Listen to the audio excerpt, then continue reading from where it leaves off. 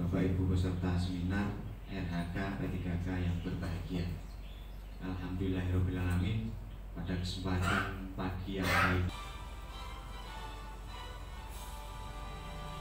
Indonesia tanah airku, tanah tumpah darahku. Di sanalah aku berdiri, jadi pandu ibuku. Bismillahirrahmanirrahim. Assalamualaikum warahmatullahi wabarakatuh. Alhamdulillahirrahmanirrahim. Wassalatu wassalamu ala alihi wa sahbihi wa ajmain. Asyhadu an la ilaha illallah wahdahu la syarika lah wa asyhadu anna Muhammadan abduhu wa rasuluh. Allahumma shalli ala Muhammad wa ala ali Muhammad. Amma ba'd. Yang terhormat Bapak Mentor sebagai Bapak Kepala SMA 6 Negeri Surakarta, Bapak Muhammad Pendidikan, yang dihormati Bapak Kepala Bapak Brady, Kepala SMK Sekarang Pak Sukarjo, yang hormati Ibu Kepala SMK Sukarjo, Ibu Dr. Indah Dwi Astuti Mas Pendidikan, teman-teman P2K, orientasi P2K, dan Bapak Ibu undangan.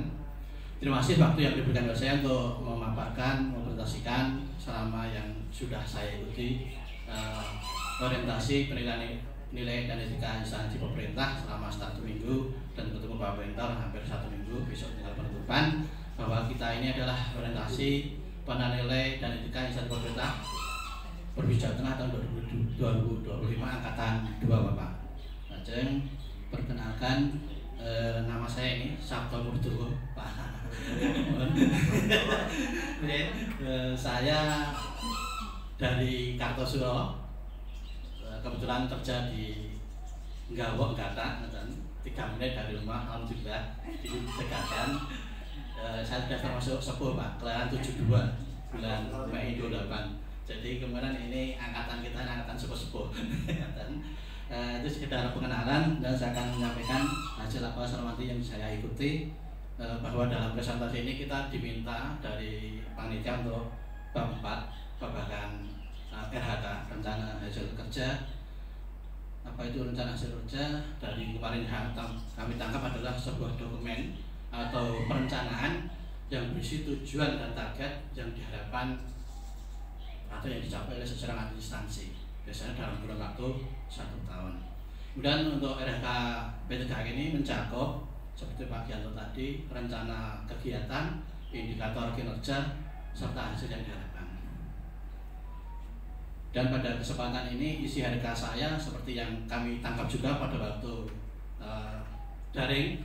Yang pertama adalah rencana kerja kegiatan.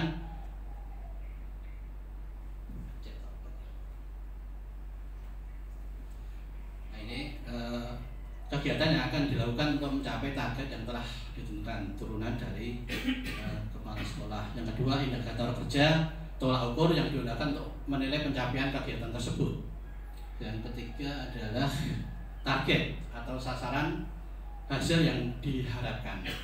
Dan yang berikutnya adalah output, hasil nyata dari kegiatan dilakukan, seperti laporan, dokumen, dan macam-macam. Yang terakhir adalah nilai-nilai dasar yang kemarin kita terima sebagai ASN berakhlak.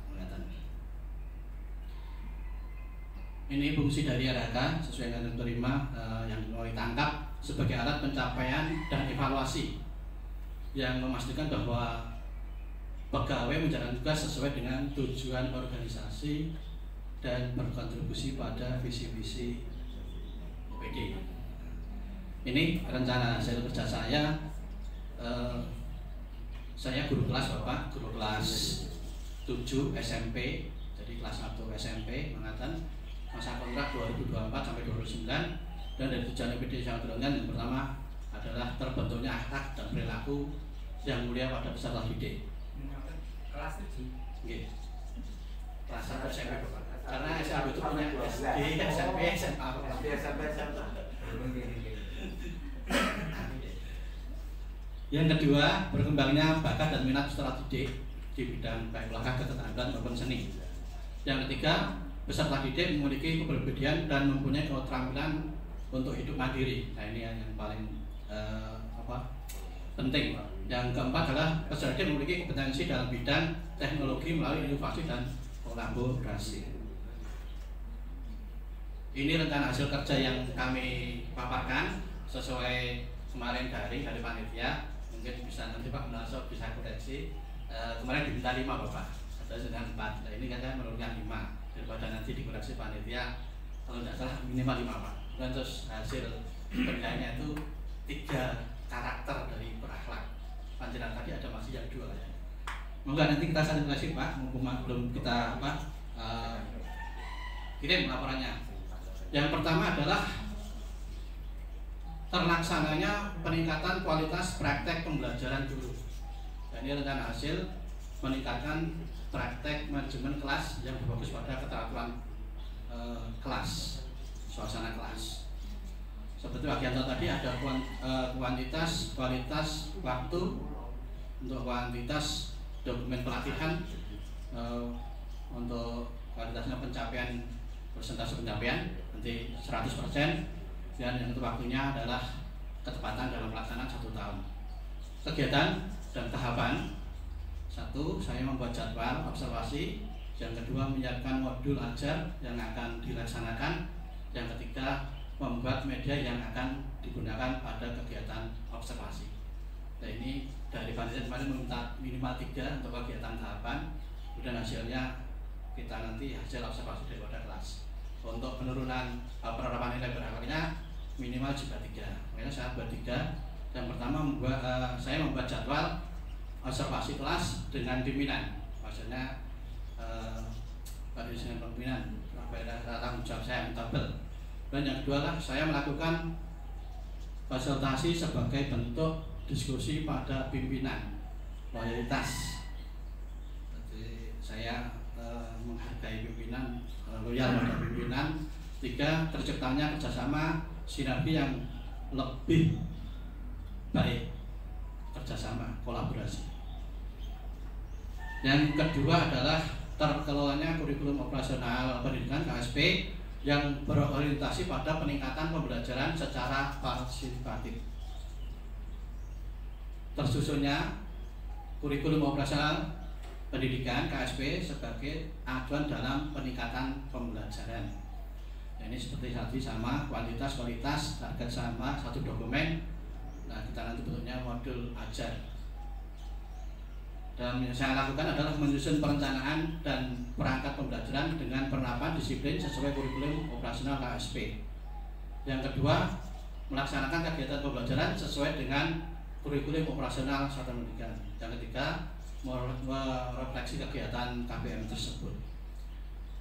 Hubungannya dengan yang berakhlak. Yang pertama, saya melakukan konsultasi sebagai bentuk dedikasi pada pimpinan loyal. Ini saya tampilkan terus loyalitas kepada pimpinan. Yang kedua, terciptanya kerjasama sinergi yang lebih baik, kolaborasi nanti Bapak.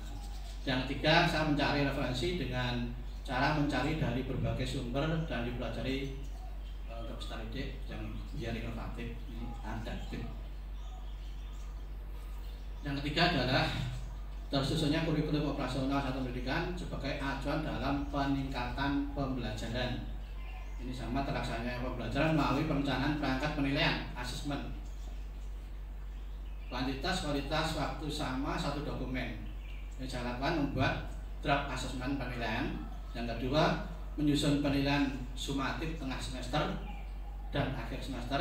Yang ketiga, kegiatan pembelajaran sesuai dengan KWSP. Kemudian dengan asal berakhlak. 1. Bekerja sama, meminta saran teman sejawat, kolaboratif. Yang kedua, memperhatikan keselarasan antara metode yang digunakan dengan kondisi peserta didik, harmonis. Yang ketiga, saya melakukan pembelajaran sesuai dengan modul yang saya buat, akuntabel, ditanggungjawabkan. Yang keempat adalah terkelolanya kegiatan pengembangan kompetensi guru dan tenaga pendidikan, pelatihan, meningkatkan komunikasi melalui seminar, karya, dan macam-macam. Waktu, kualitas sama, dokumen sertifikat, presentasi pencapaian tepat waktu. satu dokumen dan 100% tercapai dalam 1 tahun. Yang pertama, saya akan mencari dan mendaftar kegiatan diklat yang akan diikuti. Yang kedua, mengikuti kegiatan pelatihan atau bimbingan teknis yang memperoleh sertifikat di bidang pendidikan sebagai peserta. Yang ketiga, mengimplementasikan menarikan ke setelah mengikuti diklat. Jadi mengimplementasikan yang saya peroleh. Punya dengan berakad, saya melakukan konsultasi dengan bentuk dedikasi pada pimpinan loyal. Dan saya mengikuti berbagai pelatihan diklat inovatif, adaptif untuk menyesuaikan perkembangan. Yang ketiga, saya menghargai saran dan masukan yang dilakukan teman sejawat dan mengenali mental harmonis. Yang terakhir, kelima adalah terkelolanya penugasan guru dan tenaga pendidikan untuk mewujudkan penyelenggaraan pembelajaran yang berkualitas. Katanya adalah meningkatnya kerja satuan pendidikan melalui pelaksanaan tugas tambahan sebagai humas. Dan saya ditugasi sebagai humas. Kualitas sama, 1 dokumen, terus dalam waktu 1 tahun 100%.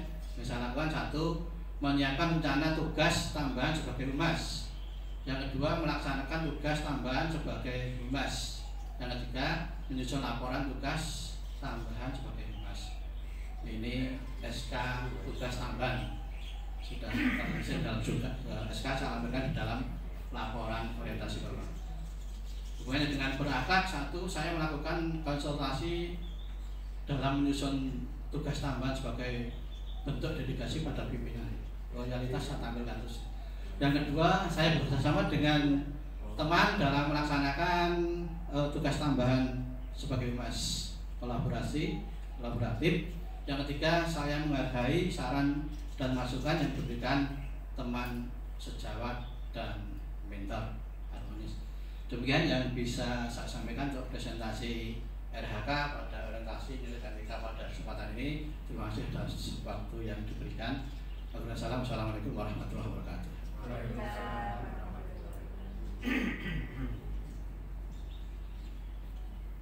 Baik, untuk agenda berikutnya yaitu tanya jawab ataupun cara waktu dan tempat di sebelah mental dan teman sekolah.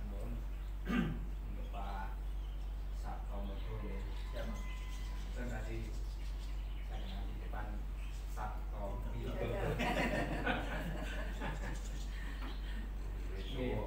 yang pertama, terima kasih atas presentasinya. Ini Pak Sabto ini guru kelas 7 ya.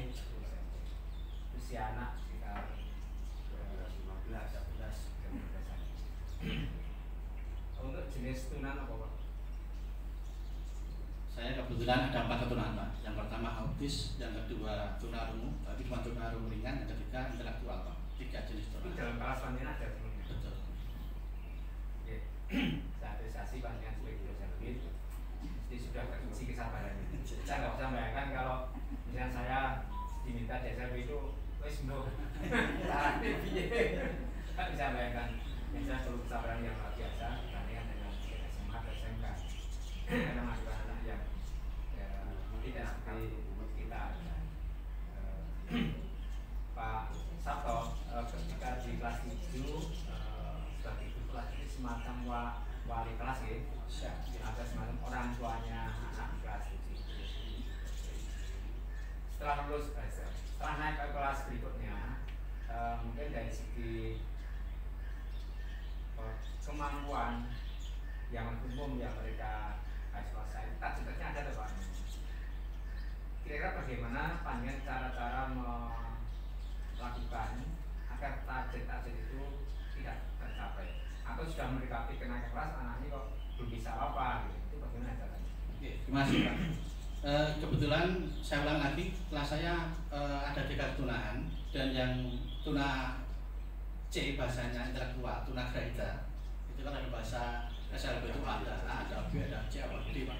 A itu tuna netra, B itu tuna rungu, C itu tuna graha, intelektual, D itu tuna daksa, E itu tuna laras, emosi, H itu autis dan dia itu ganda Pak. Jadi keturunan di SMP itu macam-macam.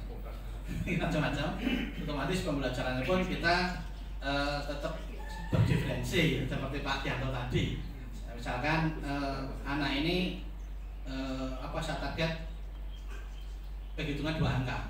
Nah, kebetulan yang C ini yang B ini mampu, yang anak tunarungu mampu di atas, bahkan dia 3 angka sudah mampu. Namun yang anak C yang 1 ini itu angka saja belum hafal Pak, 1 sampai 10 belum hafal. Itu biasanya lupa di angka 9 atau 6 sampai sekarang Pak. Membaca pun ABC belum hafal. Dan itu kebetulan di KU ibunya juga perangkat pembelajaran, perangkat desa menurut saya. Kemarin saya panggil istilahnya berkoordinasi bahwa putranya seperti ini memang dia mengakui kalau putranya itu punya hambatan yang luar biasa, dia maklum. Nah, kemudian kami target Pak, Bu, padahal itu ibunya yang rawuh, bapaknya itu wira swasta, ibunya perangkat desa. Saya mentargetkan untuk anak ini naik kelas bisa membaca, namun belum dalam bentuk kalimat kata, saya bilang itu. Terus teknis yang saya gunakan, ibu silahkan membeli buku seperti buku Iqra, kemudian dia nasrani, buku yang nanti ada membaca dari tingkat 1 sampai 6. Nah, kemudian dibelikan ibunya. Alhamdulillah sekarang sudah saya ajarkan sampai 3 Pak. Jadi jilid 3 bahasanya seperti jilid 3 itu semua gabung. Dia dulu sudah tak bolak-balik, mulai dari menyanyi abang tukang bakso A B C D E F D tidak bisa hafal, dari takjil per huruf setiap hari tidak hafal. Akhirnya memakai buku itu dengan mungkin penguatan intelektual dia, jadi sekarang sudah bisa baca. Misalkan S A sa, dulu tidak bisa Pak. S itu hurufnya seperti apa ini pusing, tapi sekarang kalau benar kenal S sama A itu dia langsung bisa sa. Terus P itu sudah bisa sapi. Nah itu yang tingkat 3 jadi sudah seperti itu. Jadi nanti sampai tingkat 5 paling saya hanya kata. Dia bisa mengucapkan mungkin saya beli yang belum mati ini Pak. Kalau mati memang masih susah, roti misalnya itu. Insya Allah nanti target saya itu sudah saya sampaikan kepada orang tua. Dan yang autis juga kemarin sama orang tuanya juga saya rotasi, Pak putranya ngaten-ngaten autis ya Pak, dari Bogor kebetulan.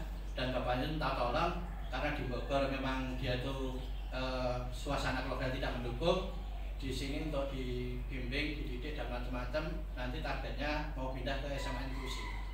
Dia juga belum membaca, namun dia hafal Pak, sudah hafal ABC. Sehingga pada kesempatan ini selama hampir 1 tahun kurang dari ini dia sudah bisa membaca. Alhamdulillah. Bacanya juga sudah bisa, asal tidak 3 huruf. Misalkan TRI, tri itu belum bisa. Tapi kalau makan, terus minum, materi NG udah bisa. Yang itu udah bisa, alhamdulillah. Target saya insya Allah ini tercapai. Dan dalam hubungannya dia kalau matematika dulu pada waktu pertama, Pak susah, pusing. Nah, ternyata setelah saya konsultasi dengan orang tua, dia ngomong sama saya, Pak saya mau pindah guru. Saya punya orang tuanya, Pak kenapa si Moses seperti ini? Oh iya Pak, selama ini dia belum pernah diajar guru laki-laki, jadi dia mungkin berontak. Pada waktu saya ajar pertama dia tidak mau kontak mata dengan saya, main sendiri karena autis. Tapi akhirnya saya menemukan konsultasi dengan orang tua, bagaimanapun anak juga harus saya paksa. Akhirnya sekarang alhamdulillah dia sudah bisa istilahnya perkalian 2 angka mungkin sudah bisa Pak. Iya Pak. Oke, teman-teman Pak. Ya. Itu sisi kesabaran dari para guru servi ya. Lalu juga sampai orang tua ya. Dan tadi kalau ada orang tua yang ingin mengundang anaknya ke SMA yang inklusi, itu mereka harus dites dulu dengan tes minimal IQ yang mereka dapatkan 80. Soalnya masih SMP. Dan masukan untuk PPT-nya Pak. Bagus memang PPT itu diminimalisir tulisan sehingga penjelasannya banyak disampaikan secara langsung. Namun dalam misal nanti kurang besar, jadi melihatnya di mata tua ya. Terakhir ini mata tua itu bukan bahasa Jawa Pak, ini Jawa asli mata nurun ya. Kita aja mata nurun ya. Oke, terima kasih Pak. Maju Pak Munarso. Iya Pak. Implementasi di masyarakat. Ini tinggal di Wironan ya Pak. Di Wironan. Masyarakat di sekitar juga ada yang menjadi siswa? Ada. Oh ya, berarti itu kan bisa mengimplementasi. Iya. Gimana? 2 orang Pak, tempat saya. Berarti bisa match juga, Iya. merasakan Iya. di pembelajaran masyarakat. Dan ini kebetulan masyarakat itu juga terus dengan ada kolaborasi. Iya, betul. Kebetulan saya sudah undang guru SLP gitu dari orang-orang Pak Adi, saya tolong gitu Pak. Jadi betul apa yang disampaikan Pak Munarso tadi, Pak. Berarti berbesar kesabaran, kemudian banyak hikmahnya di sana. Terima kasih, Pak Teguh. Oke, terima kasih. Pengen mengatakan tadi. Bismillahirrahmanirrahim. Assalamualaikum warahmatullahi wabarakatuh. Waalaikumsalam. Mengaku selaku mentor dari Pak Sato, Pak Freddy dari SMK 4 dan bapak-bapak semuanya yang hadir di sini terkait dengan apa yang sudah dipresentasikan Pak Sato dan selama ini semua itu sudah dilaksanakan. Gitu. Yang pertama terkait dengan core value ASN, berakhlak memang itulah kita sebagai ASN yang menjadi panduan kita untuk melaksanakan setiap langkah kita dan alhamdulillah dari berakhlak dari 7 item itu kita bisa melihat semuanya. Kalau Pak Sabto tadi juga mengungkap diantaranya loyalitas itu. Memang selama ini Pak Sabto sangat loyal, tetapi selain loyal item-item lain dari 7 item yang berakhlak itu memang semuanya tidak dilaksanakan. Dan kemudian apalagi kalau di SLC terkait berdiferensiasi itu memang basic kami di SLP pembelajaran memang berdiferensiasi. Jadi sebelum kurikulum merdeka itu mengangkat berdiferensiasi sudah berdiferensiasi dan kalau yang kinerja dan dedikasi Pak Sabto selama ini yang sudah kami lihat dan kami rasakan semua sudah dilaksanakan dengan bisa kami sampaikan dengan luar biasa ya, karena guru SLP itu ngabehinya tanpa mungkin beda dengan guru di SMA dan SMK kadang dia mapel, kemudian ada banyak tenaga pendidikan yang lain, tetapi di SLP itu kami guru itu ya harus orang harus ngabehi semuanya. Kalau tadinya belum bisa terkait dengan keterampilan tertentu dipaksa harus bisa memiliki itu karena kita harus mendampingi anak-anak yang mana anak-anak berkebutuhan khusus itu memang basis pengembangan kita bukan ada di sains tetapi ada di talentanya gitu. Jadi kita menggarap itu dan Pak Sabto selain sebagai guru kelas, sebagai humas juga sebagai pendamping, pembimbing mahasiswa kalau nanti kaitannya dengan kegiatan kewirausahaan, keterampilan maupun untuk kegiatan lomba-lomba. Jadi selama ini kinerja dedikasi sudah baik dan kami terus mengharapkan Pak Sabto bisa mempertahankan dan meningkatkan kinerja dan dedikasinya dan mudah-mudahan dengan adanya emosi ini memang berakhlak itu bisa diimplementasikan dengan baik. Nyata dari kami Pak dan terima kasih kepada Pak Munarso yang telah menjadi mentornya. Terima kasih Bu Indah. Terima kasih Bapak Ibu semua yang telah berkenan mengikuti seminar ini dan saya akhiri, saya tutup. Assalamualaikum warahmatullahi wabarakatuh. Waalaikumsalam.